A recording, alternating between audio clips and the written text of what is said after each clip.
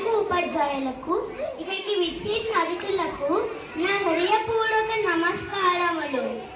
నా తోటి విద్యార్థులకు 78వ స్వాతంత్ర దినోత్సవ శుభాకాంక్షలు.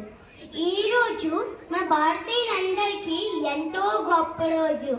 ఈరోజు మన భారతదేశానికి స్వాతంత్రం లభించిన రోజు. పూర్వం కొన్ని సంవత్సరాల క్రితం బ్రిటిష్ వాళ్ళు మన దేశానికి వ్యాపారం అనే పేరుతో వచ్చి మనల్ని బందీలుగా చేసుకొని 200 సంవత్సరాలు పరిపాలించాడు. వాళ్ళని మన భారతదేశం నుంచి తరిమి కొట్టడానికి ఎంతో మంది నాయకులు పోరాటం సాగించారు.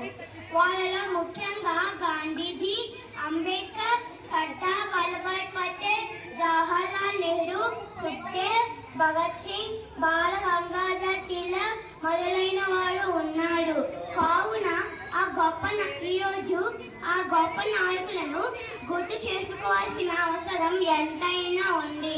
చివరిగా నేను భారతదేశ పౌరునిగా దేశ ప్రగతి అభివృద్ధిలో మనం భాగస్వామ్యం తీసుకొని ఆదర్శ మార్గంలో నిలవాలని కోరుకుంటున్నాను. నాకు ఇంత చక్కటి ఇచ్చిన పెద్దలందరికీ నా ధన్యవాదాలు. జై హింద్. कक्षा 3 में पढ़ता हूँ.